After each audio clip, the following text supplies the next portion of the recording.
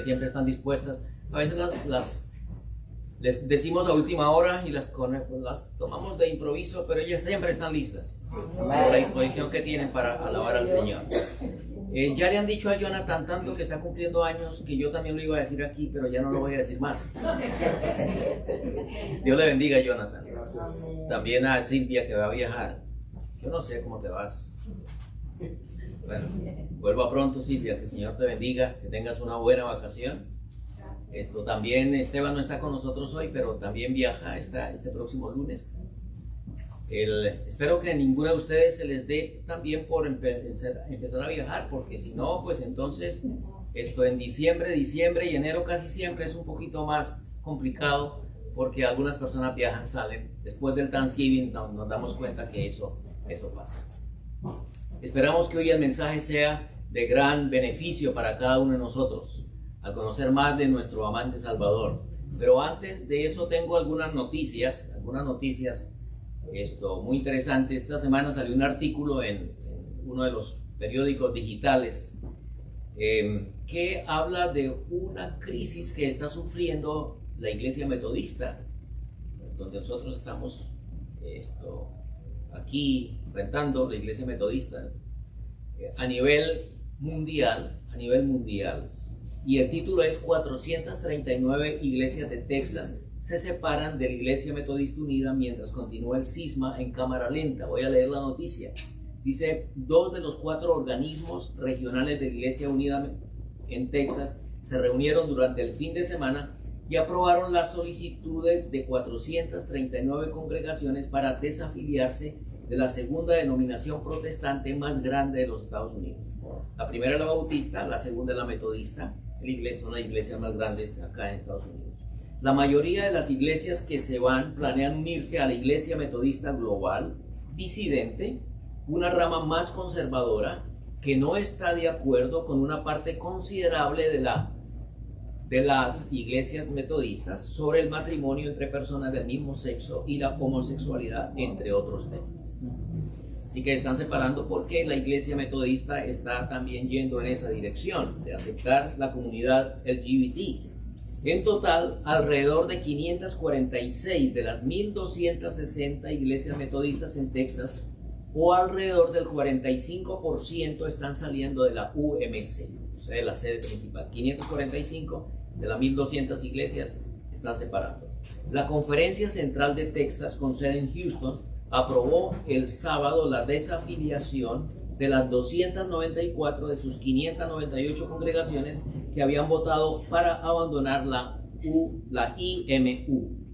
La Conferencia del Noreste de Texas, con sede en Lubbock, dio su aprobación a las 145 iglesias que votaron para irse, o alrededor del 75% de sus 201 congregaciones. Así que esa asociación, 75%, se está separando por la misma razón. La Conferencia Central de Texas ya dio luz verde a la partida de 81 de sus 185 congregaciones y 44 de la Conferencia del Norte de Texas, con sede en Dallas, con 276 iglesias, están en proceso de dejar la UMC. Los conservadores de la UMC obtuvieron una victoria doctrinal en la Convención Nacional de la Denominación en el 2019 al defender las prohibiciones de bendecir el matrimonio entre personas del mismo sexo y la ordenación de homosexuales practicantes declarados. Pero los delegados también aprobaron un mecanismo para que las iglesias se separen de la UMC y mantengan sus edificios de la iglesia si toman ciertas medidas antes de finales del 2023. Óyeme, si eso hubieran hecho con nosotros en Sorrento, ¿no? La iglesia hubiera dicho: bueno, ustedes compraron la iglesia, ustedes la pagaron, quédense con la iglesia. Eso es lo que están haciendo los hermanos metodistas, de los que están separando, les están permitiendo conservar sus edificios y que lo hagan antes del 2023. La pandemia del COVID-19 retrasó la implementación del plan para una división amistosa, presentando en enero de 2020, y muchas congregaciones conservadoras no están contentas con los retrasos. Antes de las 439 salidas de este fin de semana en Texas, 13 conferencias regionales de la UMC han aprobado la desafiliación de 1.314 iglesias, según el servicio de noticias de la UMC de la denominación. ese recuento de desafiliaciones aún representa un pequeño porcentaje de las más de 30.500 iglesias en los Estados Unidos. Agrega UM News, pero las consecuencias financieras están afectando bastante el presupuesto de la UMC. El cisma también va a acelerar la polarización religiosa porque la línea principal va a estar aún más marginada y siempre fueron los moderados, dice The Texas Tribune, profesor de religión y ciencias políticas de la Universidad del Este de Illinois, siempre han sido el contrapunteo de los evangélicos. Es un momento muy difícil para unir a las personas, dice el pastor de Houston, el reverendo Nathan Lonsdale Bledsoe, cuya iglesia metodista unida de San Esteban permanece en la UMC. Realmente reflejamos el quebrantamiento de la cultura y el mundo. Me llamó la atención que la iglesia metodista está permitiendo que las congregaciones se separen, que conserven sus edificios o sus templos. Vivimos, mis hermanos, en un zarandeo general en el mundo religioso. La iglesia metodista, que siempre ha sido de las iglesias más conservadoras dentro del ámbito religioso, está siguiendo los pasos de otras denominaciones tradicionales que ya han cambiado, que han caminado en la misma dirección. Una de ellas es la iglesia anglicana, la iglesia episcopal. La iglesia adventista no es una excepción y va por el mismo camino. Hace unos días hubo un escándalo por la ordenación al pastorado de una hermana en Brasil, de la división sudamericana. La división sudamericana, mis hermanos, fue la única división de esta parte del mundo, de América, que votó en contra de la organización de la mujer en el concilio del 2015. Pero parece que ya se ha movido de esa posición porque vino la ordenación de esa hermana en Brasil. Aunque la iglesia adventista ha votado en 3 oportunidades en contra de la ordenación de la mujer, los líderes siguen ordenando hermanas al pastorado en contra de los votos de la conferencia general. Cuando algunos hermanos, ante la noticia de la ordenación de la hermana, se escandalizaron en Facebook, y salió en Facebook, aquí un líder de la iglesia de una de las asociaciones hispanas de Estados Unidos, aquí en el norte, más al norte, en una de las Carolinas, se burló de una de las hermanas que hizo los comentarios negativos y le dijo a esta hermana: ¿por qué se alarman si aquí en Estados Unidos ya tenemos 150 pastoras debidamente ordenadas? Wow. Y le replicó a una hermana: desafortunadamente a usted no la llamó Dios, pero a ella sí la llamó. Mientras que usted está durmiendo, ella está trabajando. Y le digo en otras palabras, no le dé envidia, porque a usted no la llamó el Señor, pero a ella sí la llamó. Así que la temperatura está alta y el zarandeo se está llevando adelante en todas las denominaciones y también dentro de la iglesia adventista. Los expertos teólogos adventistas saben que luego de que la iglesia siga adelante con la ordenación de la mujer, vendrá la introducción de la comunidad LGBTQIA+ dentro de la iglesia. Ese es el camino que siempre han seguido las organizaciones tradicionales. Todas las organizaciones tradicionales que han primero ordenado a la mujer, luego han ordenado y han aceptado la comunidad homosexual y también para la ordenación en los cargos religiosos.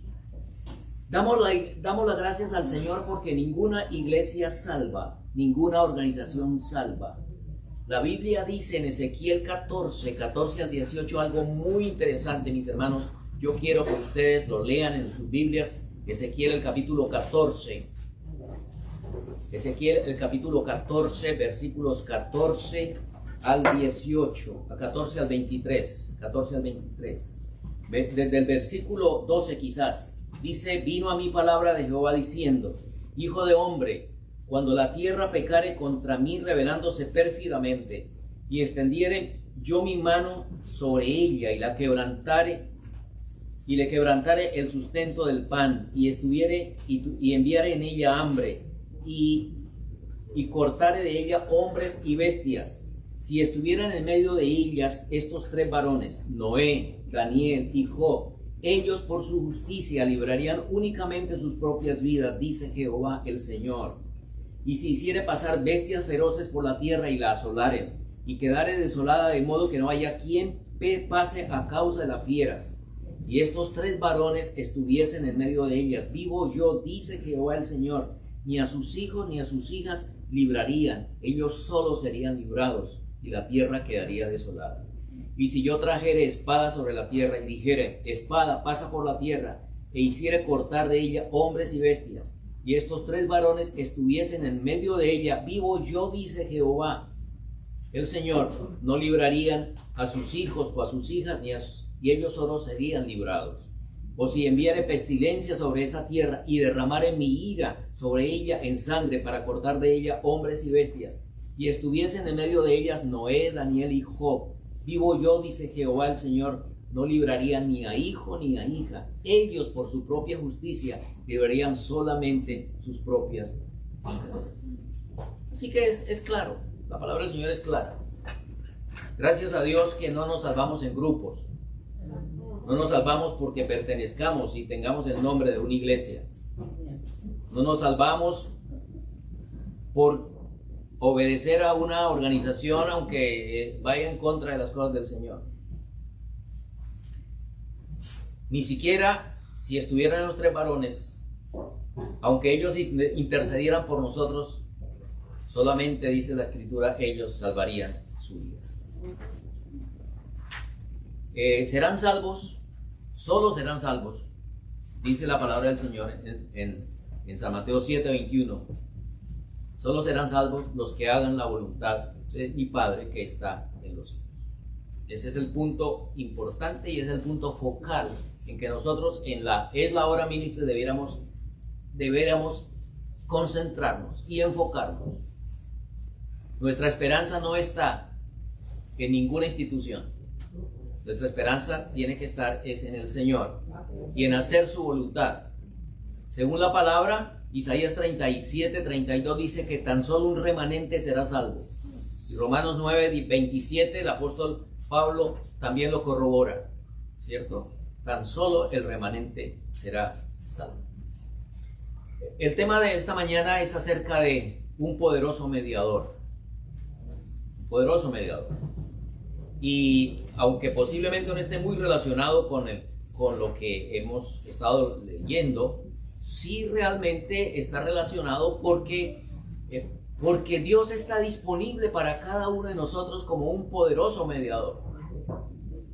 Y el concepto de mediación está claro en la Biblia. Y permítanme primero empezar con el concepto de mediación como lo define el diccionario.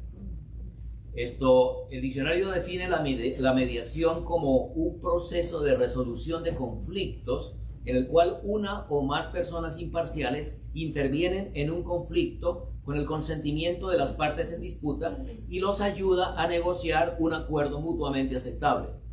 El mediador no toma lados por ninguno de los dos o decide cómo la disputa debe ser resuelta. Es simplemente un mediador. También define, mediación es un proceso consensual en el cual una tercera persona imparcialmente asiste a 2 o más partes para alcanzar un acuerdo voluntario en el cual se resuelve una disputa o se proveen opciones para el futuro. El mediador ayuda a las partes a identificar sus necesidades individuales y sus intereses, clarifica las diferencias y encuentra un terreno común entre ellas. Esta es la definición de mediador. Y esta es la definición de mediación. Así que cuando vamos al diccionario, esa definición de mediación y de mediador no nos sirve.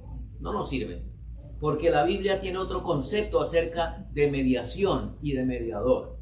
Vamos a ir a Gálatas, el capítulo 3. Vamos a ir a Gálatas, el capítulo 3. Y los versículos 19 al 21. Porque vamos a ir a encontrar el primer concepto de mediación. Dice el apóstol Pablo: entonces, ¿para qué sirve la ley? Fue añadida a causa de las transgresiones, hasta que viniese la simiente a quien fue hecha la promesa, y fue ordenada por medio de ángeles en manos de un mediador. Y el mediador no lo es de uno solo, pero Dios es uno. Y luego agrega, luego la ley es contraria a las promesas de Dios, en ninguna manera, porque si la ley dada pudiera vivificar, la justicia fuera verdaderamente por la ley. Noten que aquí menciona el apóstol Pablo que menciona que la promesa fue dada en los ángeles y ordenada en mano de un mediador, pero luego dice que la ley no es mediadora. Noten ustedes que la ley de Dios no tiene como objetivo mediar por nosotros. ¿Cuál es el papel de la ley? Mostrar que el pecado. La ley es el objetivo de la ley, el propósito de la ley es mostrar del pecado. El propósito de la ley también es condenarnos. Si hemos infringido la ley, produce una condenación. Y el propósito de la ley es llevarnos a Cristo. La ley ha sido nuestro ayo, dice Pablo, para llevarnos a Cristo, a fin de que lleguemos a ser perfeccionados a través de la fe. Así que la ley de Dios no es, por muy buena que sea la ley de Dios, no cumple un papel de mediación, sino cumple más bien un papel de condenación, es lo que dice Pablo. Pero esa condenación que nos muestra el pecado nos muestra la necesidad de Cristo, quien es nuestro Salvador. Entonces es el primer concepto. Así que la mediación es para resolver un problema que vino como consecuencia de la transgresión de la ley. Se necesita un mediador entre Dios y nosotros porque ha habido una ruptura, ha habido una enemistad entre Dios y nosotros por causa de la transgresión de la ley de Dios. Y eso nos colocó en enemistad y en entredicho con nuestro Padre Celestial. Vamos a ir ahora a Hebreos, el capítulo 8. Hebreos, el capítulo 8 y el versículo 6.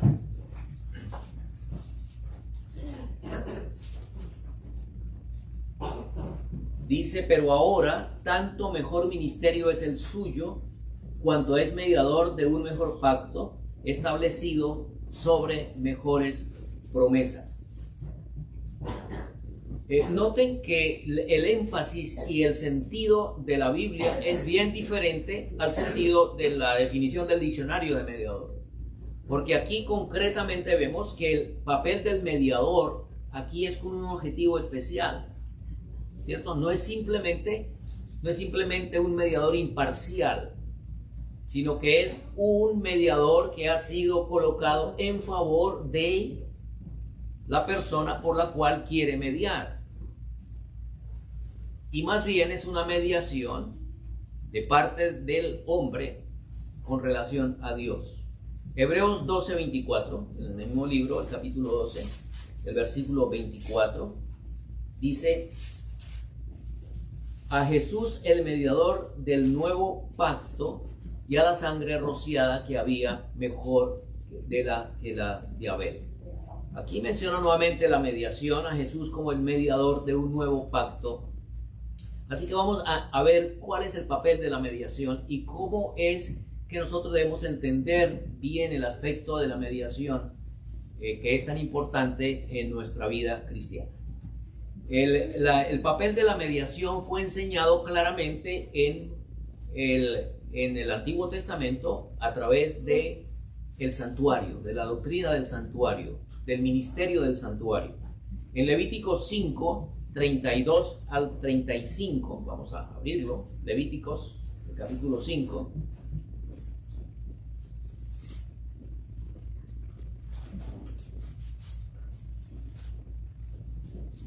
...32 al 35... dice la palabra del... Perdón, Levítico 4, debe ser 4, perdón, 4, sí. Dice 32 al 35, y si por la ofrenda por el pecado trajere cordero, hembra sin defecto traerá, y pondrá su mano sobre la cabeza de la ofrenda de expiación, y la degollará por expiación en el lugar donde se degüelle el holocausto.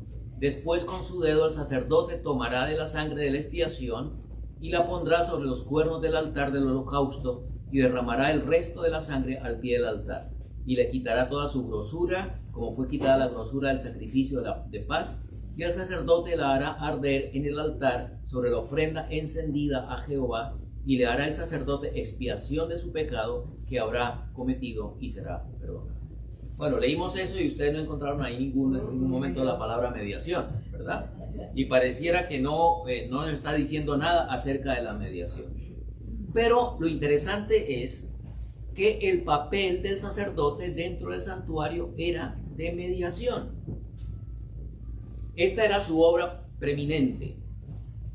El pecador podía traer la ofrenda, el pecador podía inclusive degollar el cordero, pero el ofrendante, el pecador, no podía asperjar la sangre ni quemar la sangre sobre el altar.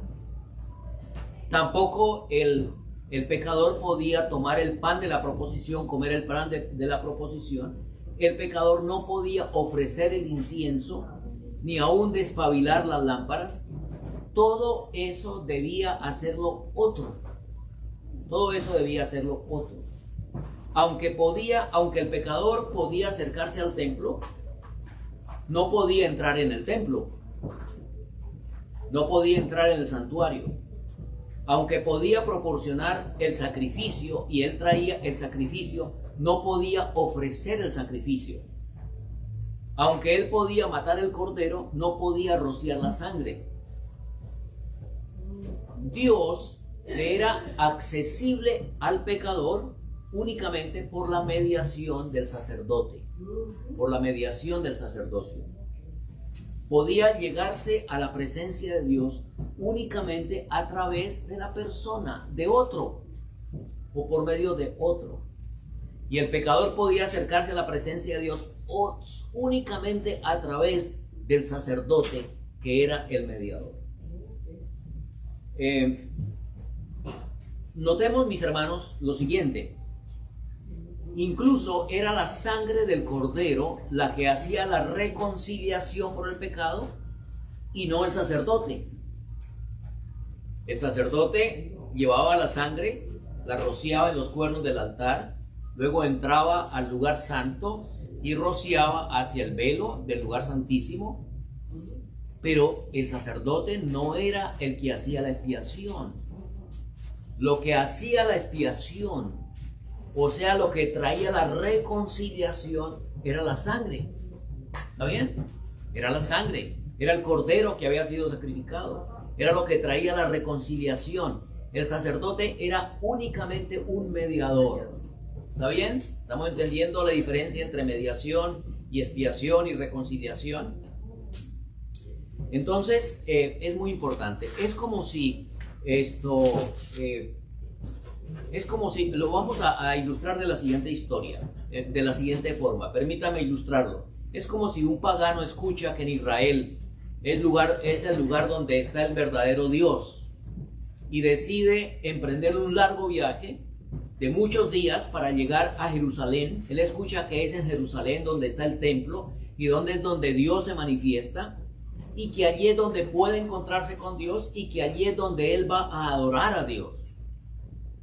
Y resulta que también le han dicho que en Jerusalén hay un santuario que tiene dos departamentos. Uno que se llama el Santo, el lugar santo, y otro que se llama el lugar santísimo, y que en el lugar santísimo es donde Dios mora entre los dos querubines, ¿cierto? En el arca, allá en la Shekinah, allá se manifestaba la presencia de Dios.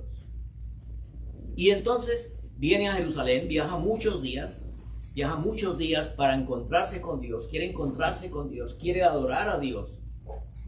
Y entonces llega a Jerusalén y tan pronto le es posible, este sincero adorador se va hacia el santuario, dispuesto a entrar al santuario y a ir a encontrarse con el Señor en el lugar santísimo, pero de repente se le para cuando va a entrar al atrio y le dice: tú eres un extranjero, tú no puedes entrar más allá porque corre peligro tu vida. Y entonces este hombre se queda perplejo y dice: ¿y entonces qué puedo hacer? El sacerdote le dice: tienes que conseguir un cordero, tienes que traer como ofrenda un cordero, y el cordero tiene que ser sin defecto, de 1 año. Y entonces él dice, bueno, está bien, contesta, y inmediatamente se da la tarea de conseguir el cordero requerido y vuelve al santuario con el cordero, y entonces ahora se dice a sí mismo, bueno, ahora sí voy a poder entrar en la presencia de Dios, voy a poder ir al lugar santísimo, me quiero encontrar con Dios para adorarlo. Y luego que llega con el cordero se le detiene y dice, no, usted no puede entrar, no puede entrar. Entonces, ¿para qué es el cordero? Pregunta el extranjero, ¿para qué es el cordero? Bueno, para que lo entregues al sacerdote para el sacrificio. Y entonces, después de que el sacerdote sacrifique el cordero, ¿puedo entrar al santuario para acercarme y a ver a Dios y adorarlo? Y la persona le contesta, nadie puede ver a Dios y vivir. Él es santo y únicamente el que es santo puede verlo. El sacerdote inclusive puede entrar al primer departamento, le dice este hombre al extranjero, puede entrar al primer departamento, pero todavía hay un velo en ese departamento con el segundo velo, con el lugar santísimo. Únicamente el sumo sacerdote en una fecha fija puede entrar en el Santísimo. No puede entrar por ti mismo. Tu única esperanza es que alguno se presente allí por ti. El hombre queda profundamente impresionado. No puede entrar al templo. No puede ver a Dios. No puede ir de manera íntima y entrar para ver a Dios. Alguien tiene que entrar por él. Y ese alguien que va a entrar por él tiene que ser santo. No puede ver a Dios. Necesitaba un mediador. Este hombre necesitaba un mediador. La sierva del Señor dice, nos aterrorizamos cuando contemplamos la santidad y la gloria del Dios del universo, pues sabemos que su justicia no le permitirá absolver al culpable. Pero no necesitamos permanecer en el terror, pues Cristo vino al mundo a revelar el carácter de Dios y a explicarnos su amor paternal para sus hijos adoptivos. Y ella agrega, tenemos acceso a Dios por los méritos del nombre de Cristo, y Dios nos invita a llevarle nuestras pruebas y tentaciones, pues las atiende todas. Él no quiere que nosotros derramemos nuestras quejas en oídos humanos. Por la sangre de Cristo podemos llegar al trono de la gracia y hallar gracia para el oportuno socorro. Con seguridad podemos allegarnos a Él diciendo, mi aceptación es en el amado. Por medio de Él, los unos y los otros tenemos entrada por un mismo espíritu al Padre, dice Efesios 2:18, en quien tenemos seguridad y acceso con confianza por medio de la fe en Él, Efesios 3:12. Estas son palabras de la sierva del Señor. Así que Cristo es el mediador entre Dios y nosotros por medio de su sangre. Él es sacerdote, él hace el papel de sacerdote, pero al mismo tiempo el Señor hace el papel de la ofrenda, porque es su sangre derramada la que hace remisión del pecado y la presenta y es presentada por nuestro poderoso mediador. Noten lo que dice la sierva del Señor. Dice, como un padre terrenal anima a su hijo para que vaya a él siempre, así el Señor nos anima a depositar ante él nuestras necesidades y perplejidades, nuestra gratitud y nuestro amor. Cada promesa es segura. Jesús es nuestra garantía y mediador y ha colocado a nuestra disposición todos los recursos a fin de que podamos tener un carácter perfecto. Yo no sé qué pasó con este extranjero, si entendió el mensaje, si aceptó la provisión, si entonces dijo, ok, acepto, que tengo que entrar al templo e ir a la presencia de Dios por la fe a través de un mediador. Ahora, mis hermanos, voy a presentar aquí lo que es la futilidad de la perfección humana. Fue Jesús quien dijo, sed pues vosotros ¿qué? Perfectos, ¿Cómo qué? Como vuestro Padre que está en los cielos es perfecto. Pero aunque lleguemos a un estado de perfección, aunque lleguemos a ese estado de perfección que Dios requiere de nosotros, aún es necesario un mediador. Aún es necesario un mediador. Nunca nosotros podremos presentarnos por nosotros mismos ante Dios. No importa la altura espiritual a la cual lleguemos. Noten lo que dice la sierva del Señor. Los servicios religiosos, las oraciones, la alabanza, la confesión arrepentida del pecado ascienden desde los verdaderos creyentes como un incienso hasta el santuario celestial. Pero al pasar por los corruptos canales de la humanidad, quedan tan contaminados que a menos que sean purificados con sangre, nunca pueden ser de valor ante Dios. Estamos aquí, oramos al Señor, cantamos a Él, traemos nuestras ofrendas, queremos hacer la voluntad de Dios, queremos crecer cada día en su gracia, queremos llegar a ser perfectos. Pero aún aunque eso pase, sencillamente nuestra corrupta humanidad contamina esa ofrenda, digamos así, que asciende a Dios y necesita ser purificadas con la sangre de Cristo para que tengan algún valor ante Dios. No ascienden con pureza impecable, dice la sierva del Señor. No ascienden con pureza impecable. Y no son aceptables a Dios a menos que el intercesor que está a la diestra de Dios los presente y purifique con su justicia. Todo el incienso de los tabernáculos terrenales debe estar humedecido con las purificadoras gotas de la sangre de Cristo. Él sostiene delante del Padre el incensario de sus propios méritos, en el cual no hay mancha de corrupción terrenal. Reúne en este incensario las oraciones, las alabanzas y las confesiones de su pueblo y añade su propia justicia inmaculada. Entonces, perfumado con los méritos de la propiciación de Cristo, asciende el incienso delante de Dios plena y enteramente aceptable. ¿Estamos entendiendo más, mis hermanos, por qué es que nosotros necesitamos un mediador? ¿Por qué es necesaria la mediación de Cristo en nuestro favor? Eso debería ser un motivo para evitar el orgullo espiritual, para evitar la suficiencia propia, el pensar yo soy más santo que tú, y en socavar toda confianza que pueda ser allá de nosotros mismos. Nosotros podemos llegar a pensar, no, yo estoy cumpliendo cabalmente lo que Dios dice. Yo estoy haciendo completamente la voluntad de Dios. Y puede Satanás aprovechar para llenarnos de orgullo espiritual y de suficiencia propia y de criticar a otros, ¿cierto? Pero realmente esto, a menos de que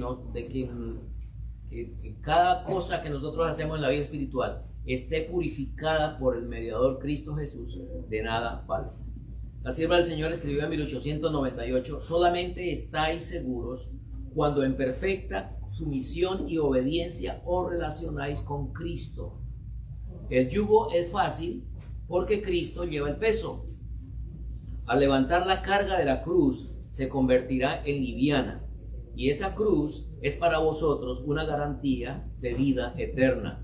Es el privilegio de cada cual seguir alegremente a Cristo, exclamando cada paso: tu benignidad me ha acrecentado. Es por la bondad de Dios, es por la misericordia de Dios, es por la mediación de Dios que nosotros podemos tener acceso al Padre.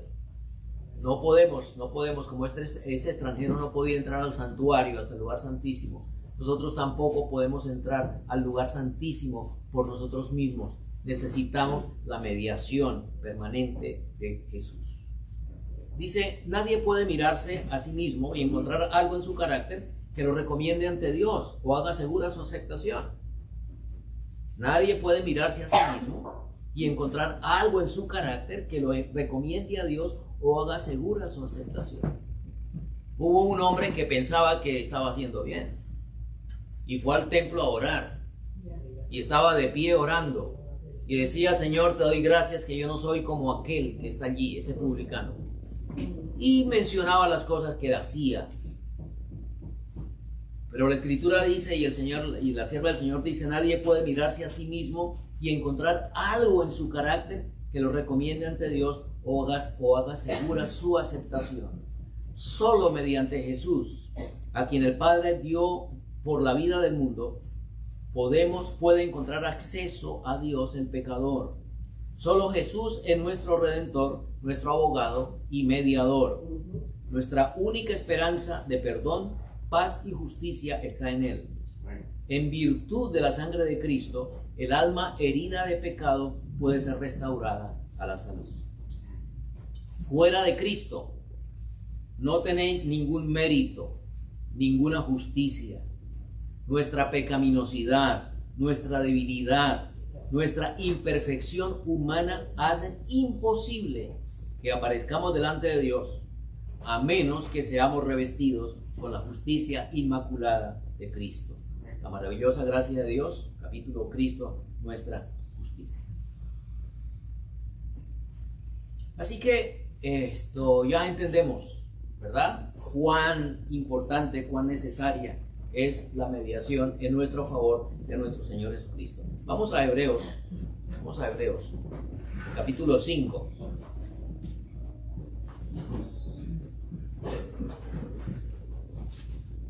Capítulo 5 y los versículos 5 al 10 dice: así tampoco Cristo se glorificó a sí mismo, haciéndose sumo sacerdote, sino el que le dijo: tú eres mi hijo, yo te he engendrado hoy. Como también dice en otro lugar: tú eres sacerdote para siempre, según el orden de Melquisedec. Y Cristo, en los días de su carne, ofreciendo ruegos y súplicas con gran clamor y lágrimas al que le podía librar de la muerte, fue oído a causa de su temor reverente. Y aunque era hijo, por lo que padeció, aprendió la obediencia. Y habiendo sido perfeccionado, vino a ser autor de eterna salvación para todos los que le obedecen. Y fue declarado por Dios sumo sacerdote según el orden de Melquisedec.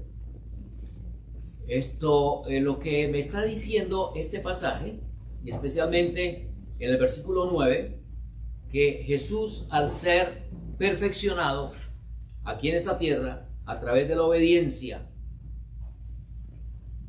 es autor de eterna salvación para los que le obedecen. Hay victoria a través de la sangre de Cristo para todos los que obedecen.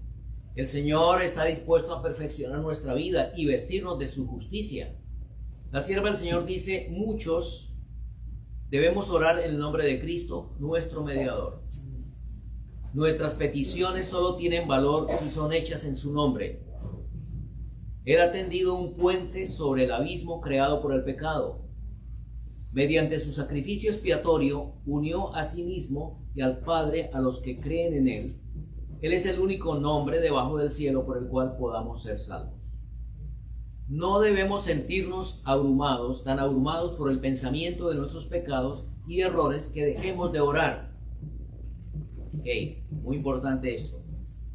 Dice la sierva del Señor: no debemos sentirnos tan abrumados por el pensamiento de nuestros pecados y errores, que dejemos de orar. Algunos dirán: bueno, ya no tengo remedio, el único camino que me queda es la perdición, ¿cierto? Yo más bien dejo este asunto porque ya no soy capaz. Intento y lucho y caigo y no, estoy en una condición terrible. Yo más bien me desanimo. Dice: algunos se dan cuenta de su gran debilidad y pecado y se desaniman. Satanás echa su oscura sombra entre ellos y el Señor Jesús. Así que noten que lo que quiere hacer Satanás es colocarse entre nosotros y Jesús. Poner una sombra ahí, que usted diga: no, yo no puedo, no soy capaz de alcanzar lo que el Señor quiere, no puedo obtener la victoria sobre mis faltas, sobre mis pecados, y que se desanime. Satanás echa su sombra, su oscura sombra entre ellos y el Señor Jesús, su sacrificio expiatorio. Ellos dicen, es inútil que yo ore. Mis oraciones están tan mezcladas con malos pensamientos que el Señor no las oirá. Es que mi mente, mis pensamientos no están limpios. Mejor no me acerco al Señor, mejor no oro, mejor dejo las cosas como están. Estas sugestiones son de Satanás. En su humanidad Cristo enfrentó y resistió esta tentación y sabe cómo socorrer a los que son así tentados. En nuestro favor ofreció ruegos y súplicas con gran clamor y lágrimas. Hebreos 5:7. Muchos, no advirtiendo que sus dudas vienen de Satanás, se apocan y son derrotados en la lucha. No dejéis de orar, porque tengáis malos pensamientos. Si por nuestro propio saber pudiéramos orar rectamente, también podríamos vivir rectamente y no necesitaríamos un sacrificio expiatorio. Pero la imperfección está sobre toda la humanidad. Educad y ejercitad vuestra mente para que podáis con sencillez contarle al Señor lo que necesitáis.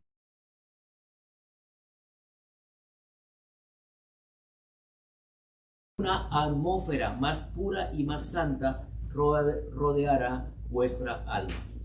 Señales de los tiempos, 18 de noviembre de 1903.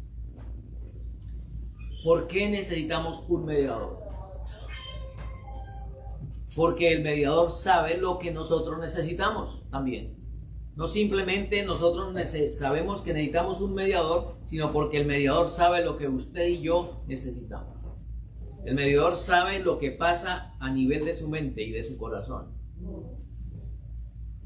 Y el mediador quiere que usted pueda vencer, y cada uno de nosotros podamos vencer eso que Satanás ha colocado en nosotros a través del pecado. Así que ella, la sierva del Señor, dice: la fe genuina se apropia de la justicia de Cristo y el pecador es hecho vencedor con Cristo, pues se lo hace participante de la naturaleza divina, y así se combinan la divinidad y la humanidad. Ahora, mis hermanos, noten que aquí está el secreto de la victoria. Por la fe, el pecador se apropia de la justicia de Cristo. Usted dice: yo he hecho de Cristo mi mediador. Trae a Cristo sus problemas, trae a Cristo sus preocupaciones, trae a Cristo sus debilidades. A veces intentamos vencerlas por nosotros mismos. Y si nosotros intentamos vencer nuestras debilidades y nuestras imperfecciones y nuestras tendencias al pecado por nosotros mismos, pues vamos a fracasar. Entonces tenemos que traerlas ante el Señor, decirle directamente lo que está pasando, confesar nuestro pecado directo ante el Señor, decirle claramente lo que nos pasa y lo que queremos, ¿cierto? Y entonces la fe genuina se apropia de la justicia de Cristo.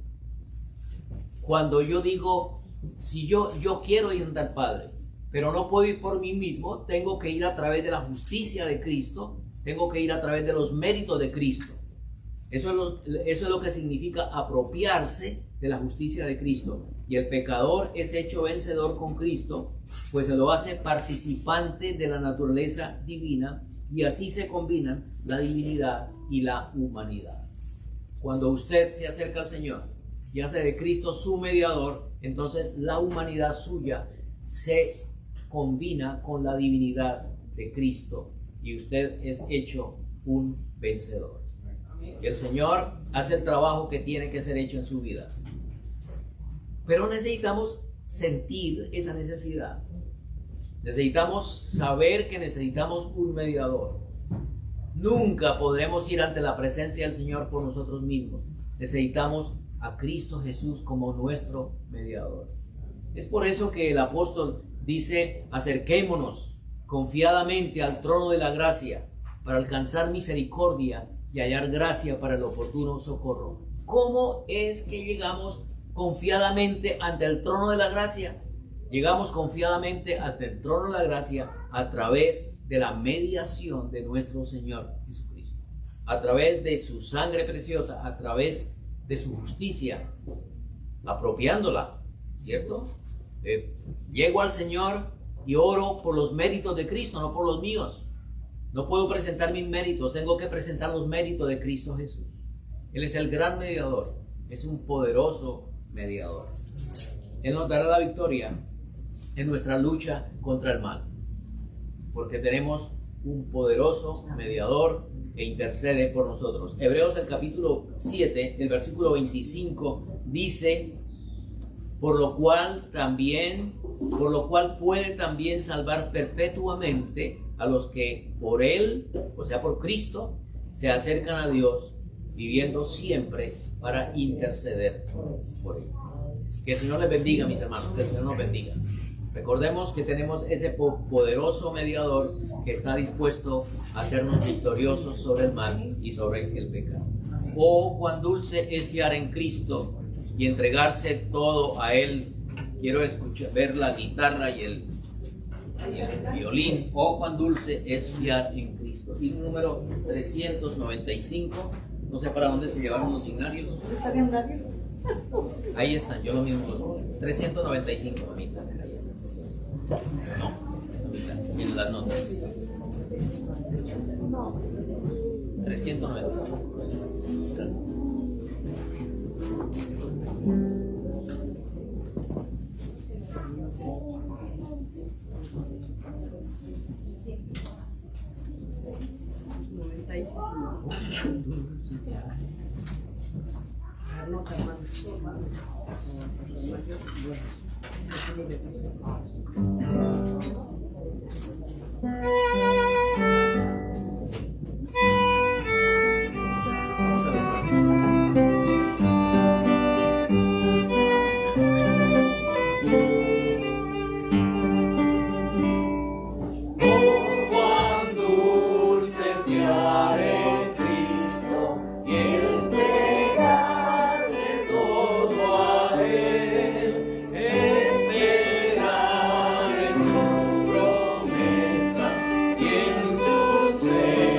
Gracias.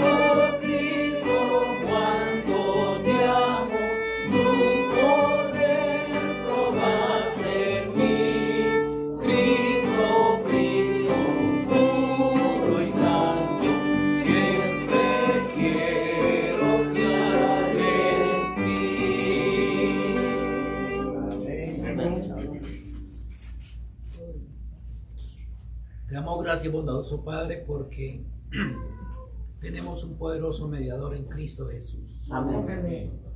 Gracias porque podemos acercarnos confiadamente a Él. Gracias porque podemos ser aceptos ante el Padre a través de Jesús. Amén. Rogamos que estés con nosotros, que nos sigas guiando por la senda de la verdad y de la rectitud. hasta la patria celestial. Amén. Lo imploramos en el bendito nombre de Jesús. Amén.